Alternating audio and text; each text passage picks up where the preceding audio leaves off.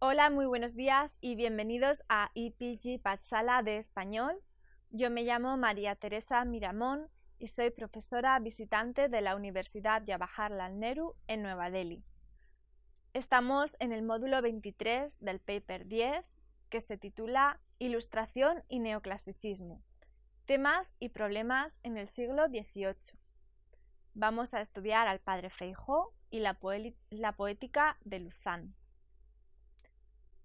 El estudio sobre el siglo de la Ilustración, en el siglo XVIII, se inició en el siglo pasado.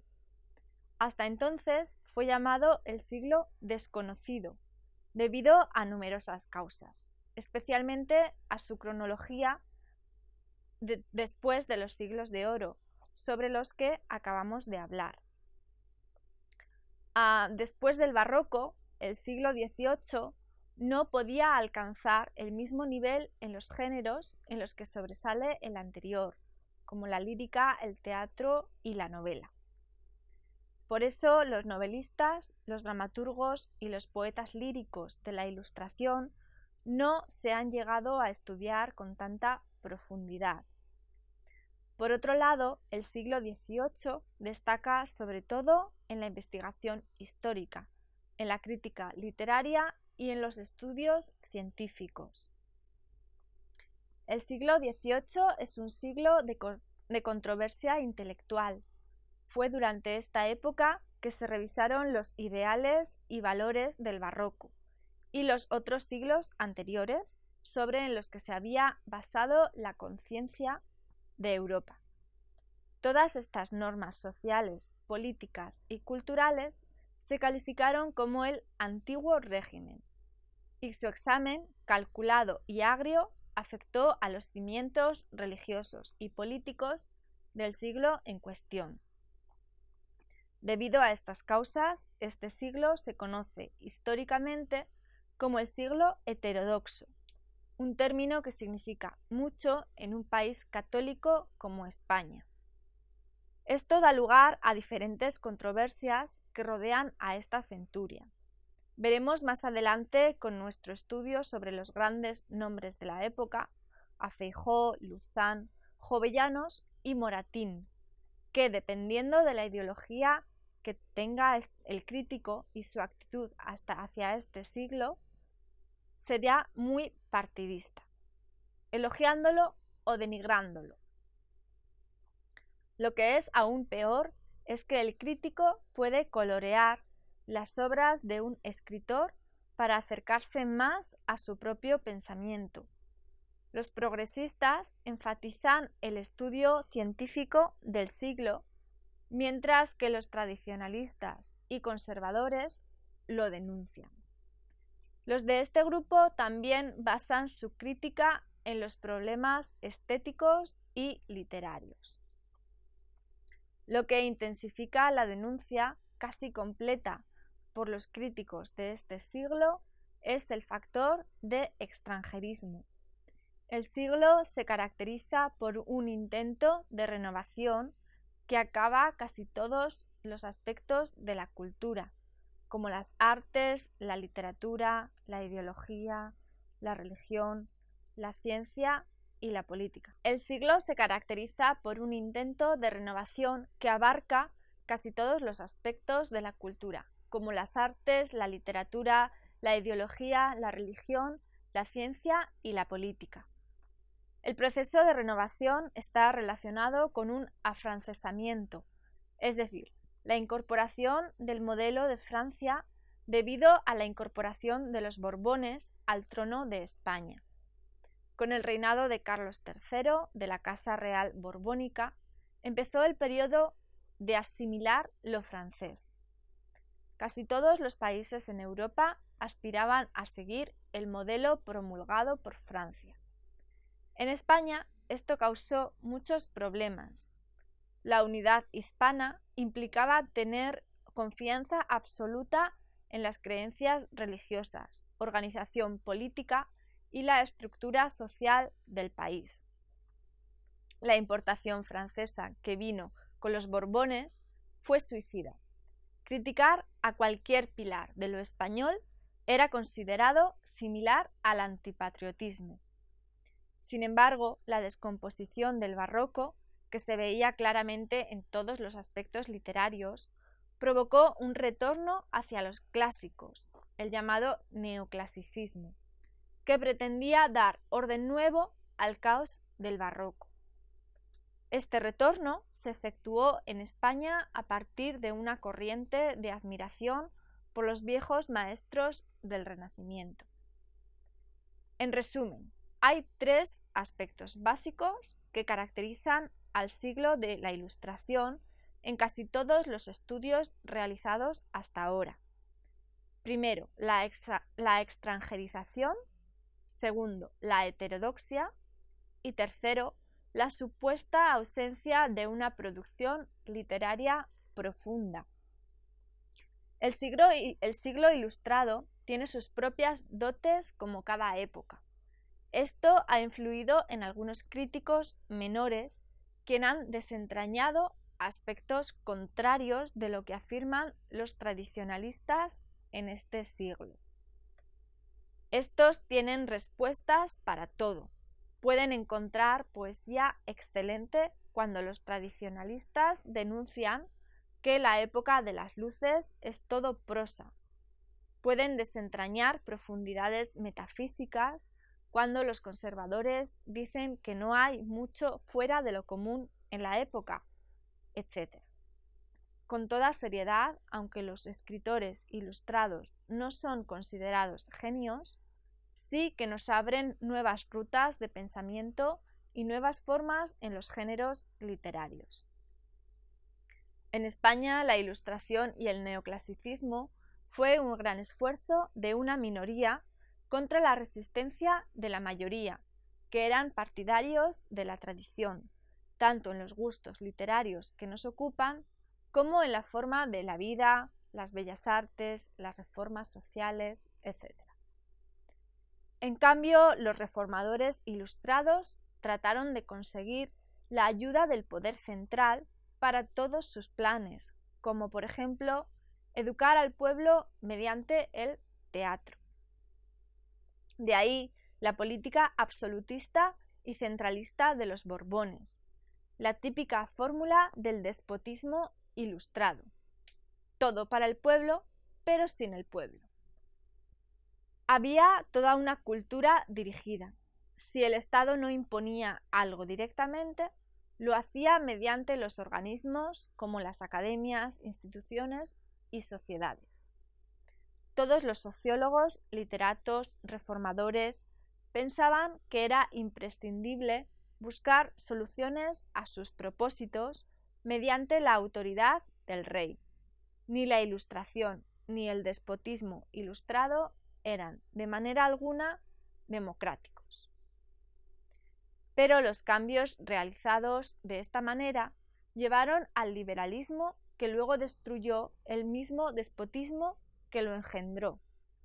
Con la muerte de Carlos III, el equipo ilustrado se desmoronó, pero la situación continuó en la literatura como una lucha entre los reformadores y los ilustrados, ahora en minoría, y la cultura popular de la mayoría. Vamos a hablar de uno de estos intelectuales de este mundo del siglo XVIII, que se llama el padre Feijóo. El movimiento renovador y la nueva inquietud intelectual que caracteriza al siglo XVIII tienen su máximo representante en la persona y obra del padre Feijóo. Este nació en Casdemiro, una provincia de Orense, en Galicia, en octubre de 1676, en una familia hidalga de uno de los linajes más ilustres del reino de Galicia. Casi a los 14 años ingresó en el Real Monasterio de San Julián de Samos, de la Orden Benedictina. Después de cumplir 2 años de noviciado, recibió el hábito monástico. Primero estudió artes en el Colegio de San Salvador de Lérez. luego teología en San Vicente de Salamanca y por último pasó a estudiar en San Pedro de Eslonza para ampliar sus conocimientos bíblicos y literarios, en León. Tras tantos años de estudio, enseñó en diferentes colegios de su orden, hasta que, cuando tenía 33 años, fue al colegio de San Vicente, en Oviedo, como maestro de novicios. Salvo 2 o 3 veces que viajó a la corte, permaneció en la misma ciudad hasta su muerte. Durante 3 décadas desempeñó varias cátedras de teología en la universidad y rechazó muchas veces la oferta de ser abad de su monasterio, así como un obispado ofrecido por el rey Felipe V en América. En 1764, a punto de cumplir 88 años, murió el 26 de septiembre en su celda de San Vicente. Los testimonios de algunos contemporáneos nos han conservado noticias sobre la atractiva personalidad de Feijóo. Era alto y bien formado, salado y amenísimo en su conversación, siempre rebosante de humor y cuajada de saberes y anécdotas. Poseía un carácter equilibrado que conservó hasta la vejez. Utilizando el ambiente propicio del convento, el padre Feijóo llegó a ser uno de los españoles más cultos de su época, aunque su obra tiene una limitación inevitable debido a su aislamiento del mundo. Su primera publicación fue la Carta Apologética de la Medicina Séptica del doctor Martínez, en 1725 en Oviedo. El médico Martín Martínez había publicado en ese mismo año su Medicina Séptica y su Cirugía Moderna, con un tratado de operaciones quirúrgicas y, por tanto, la obra de Feijóo fue una defensa de la obra del médico. Se basa en un diálogo sostenido entre un médico, un químico y un escéptico, que es el mismo autor, que censura la medicina universitaria y comenta que los mejores médicos de Madrid son los que nunca han asistido a las clases universitarias. La obra de Martínez fue criticada por muchos autores y fue en respuesta de ellos que Feijóo escribió la suya, de una inmensa capacidad intelectual. Después cultivó la amistad de Martínez. En 1726 publicó el primer volumen de su Teatro Crítico Universal, con el subtítulo de Discursos varios en todo género de materias para desengaño de errores comunes. Aparecieron 8 volúmenes de dicha obra entre 1726 y 1739. La palabra teatro se usa con su sentido original y etimológico, como escenario. Contienen 118 discursos sobre temas variados como artes, geografía, filosofía, astronomía, metafísica, economía, derecho político, filología, historia, supersticiones, literatura, etc. El objetivo de Feijóo fue dar información sobre estos temas y desterrar el falso conocimiento y las supersticiones de ellos. El lenguaje utilizado posibilitó que el pueblo lo entendiera, porque la meta de Feijóo no era escribir para intelectuales, sino que quería modernizar y educar al pueblo común. Su estilo y objetivo le hace uno de los primeros ensayistas de España. Publicó entre 1741 y 1760 los 5 volúmenes de las cartas eruditas y curiosas, del mismo tema erudito y didáctico del teatro crítico. Vinieron después la ilustración apologética y la justa repulsa de inicuas acusaciones. Hay otras obras de Feijóo mencionadas en la noticia biográfica anónima del primer volumen de su teatro crítico, pero no son de mucha importancia. Todos sus ensayos tienen casi las mismas características. Voluntad crítica, finalidad didáctica, deseo de proyección social, actitud experimental e innovadora, síntesis y actualización de los problemas, brevedad de exposición, estímulo anticipador, hipótesis verosímil allí donde va la ciencia, estímulo anticipador, hipótesis verosímil allí donde la ciencia no ha llegado todavía. Aunque era fraile, criticó la religión insistentemente para luchar contra las supersticiones que acosaba el catolicismo en España en esa época. Quería que la fe descansase sobre el razonamiento apropiado y no sobre los sentimientos mal informados. Su ataque a la religión dio a entender a muchos que era negativo proponer esta imagen de España ante Europa. Recuerden lo que hemos comentado antes sobre el antipatriotismo.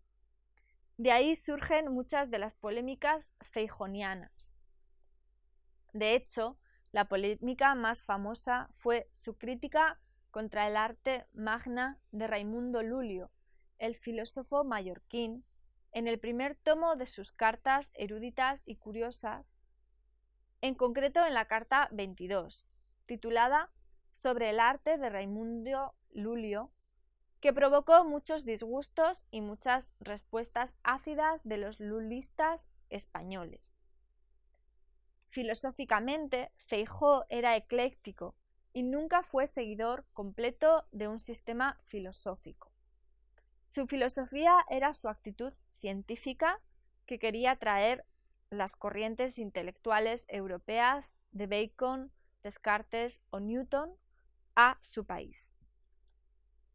Las obras de Feijóo ganaron en popularidad y fueron traducidas al francés, portugués, italiano, inglés y alemán. No obstante, la influencia más grande en la obra de Feijóo era Bacon. No se limita Feijóo al mero empirismo prestado del pensador inglés. Se basa en el culto de la experiencia y el método inductivo de las ciencias naturales. Combina la observación con el entendimiento. De Bacon también tomó la manera de liberarse de los errores de los perjuicios, por ejemplo en su carta 16, en el tomo 2, causas del atraso a que se padece en España en orden a las ciencias naturales. Critica a la escolástica el abuso del principio de autoridad. El aspecto más popular de su obra es el tratamiento de supersticiones, hechizos y brujerías. Por ejemplo, los discursos sobre astrología judiciaria y almanaques, profecías supuestas, arte adivinatorios, etc. En resumen, es imposible representar el alcance de este gran hombre en el poco tiempo que tenemos, pero es importante recordar que representó una transición cultural en España. Su cruzada por la verdad y la luz dio a las letras españolas algunas de las más importantes obras que jamás se hayan leído. Ahora vamos a pasar a otro escritor y vamos a hablar de Luzán. Mientras que con el padre Feijóo apareció el espíritu crítico en España, fue con Luzán que el conjunto de ideas estético-críticas tomaron una forma coherente. La obra de Luzán que llevó este sistema a su máximo fue La Poética o Reglas de la Poesía. Nació don Ignacio de Luzán en Zaragoza en marzo de 1702. Era de ilustre linaje. Su padre, Antonio de Luzán, era señor de Castillazuelo y gobernador del reino de Aragón, y su madre era doña Leonor Pérez Claramunt, de Selves y Gurrea. Ella murió un poco después del nacimiento de su hijo, y en 1706 murió su padre, en Barcelona, durante la Guerra de Sucesión. Su abuela materna cuidó de él, y cuando falleció fue recogido por su tío, don José de Luzán, un eclesiástico que huyó de la guerra y se refugió en Palma de Mallorca, Génova y Milán, llevando con él a su sobrino.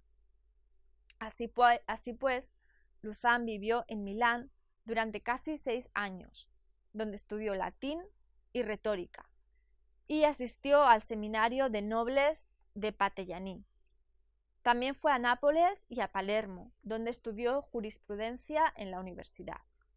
Se graduó, pero atraído por las humanidades, estudió filosofía, historia, música, arqueología, dibujo, física y matemáticas. Aprendió francés, alemán, inglés y griego. Su tío falleció en 1729 y él volvió a Nápoles con su hermano, el conde de Luzán, donde se entregó completamente a tareas intelectuales. Alternó entre Monzón y Huesca y se casó con doña María Francisca Michelet en 1736.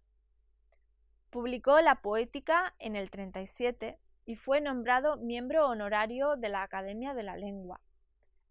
Vivió luego en Madrid y trabajó como secretario de la Embajada Española en París durante 3 años.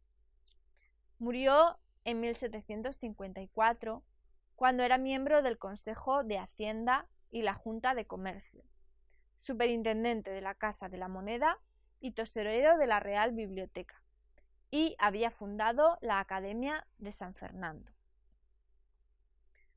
Vamos a hablar sobre su obra literaria, La Poética. La primera edición de La Poética se publicó en Zaragoza en 1737 y contenía 4 libros. Primero, del origen, progresos y esencia de la poesía.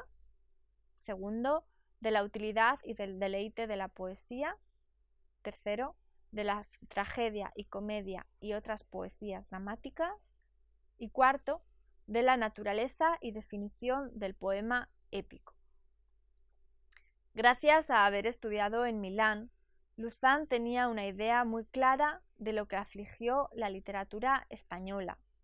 La decadencia que la caída del barroco trajo consigo fue empeorando, porque la literatura no podía ajustarse a la fuerza del siglo anterior. Así pues, Luzán propuso que la literatura debía seguir ciertas reglas para tener coherencia. En una breve nota al lector, Luzán afirma que no está proponiendo nada nuevo, porque las reglas que presenta en el libro son tan antiguas como la razón misma, desde los tiempos de Aristóteles. En cambio, es necesario que cada país culto vuelva a estas reglas establecidas, aunque sea difícil para el pueblo.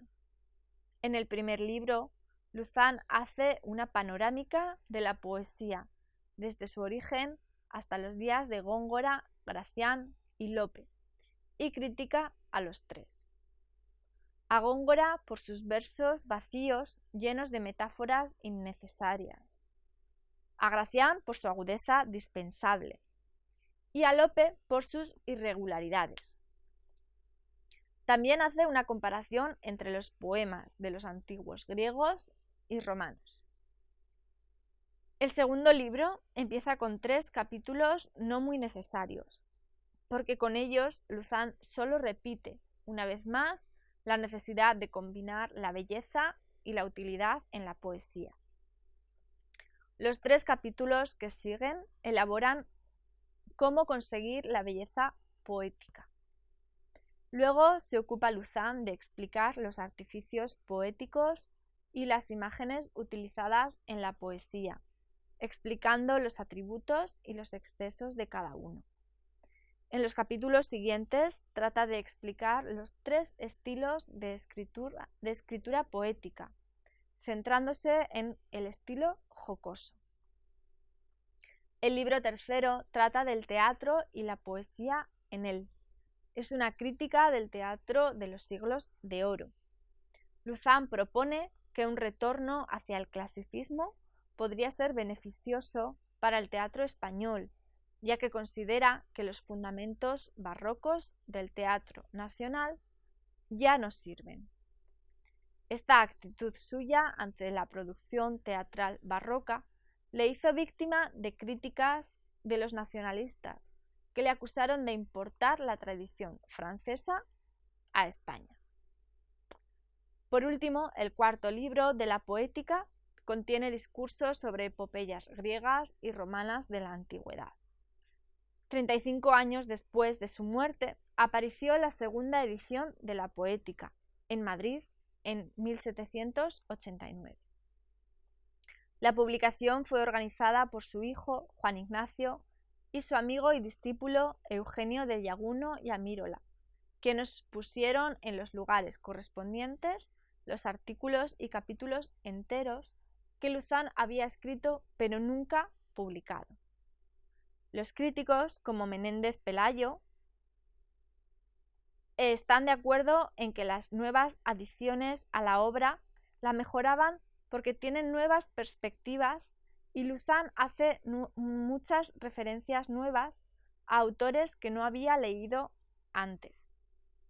Aunque Luzán fue un neoclasicista, un defensor de las reglas que pensaba indispensables para borrar las discrepancias de la literatura española, su popularidad no duró mucho tiempo. Cuando publicó la Poética en el 37, fue recibido como antinacional, el mismo problema que tuvo Feijóo. A finales del siglo XVIII, sin embargo, la actitud que propuso se convirtió en la norma establecida. Las nuevas generaciones de neoclasicistas habían dejado atrás a Luzán, se afrancesaron más hondamente y buscaron soluciones más radicales de lo que había propuesto este escritor. La autoridad de proponer reglas estaba ya en manos de la razón, tan alabada por Feijóo y Luzán. Pero en Francia, la razón perdió su corona a finales del siglo XVIII. Y así termina este módulo que trata sobre el siglo XVIII. Muchas gracias por su atención y les esperamos en el siguiente módulo.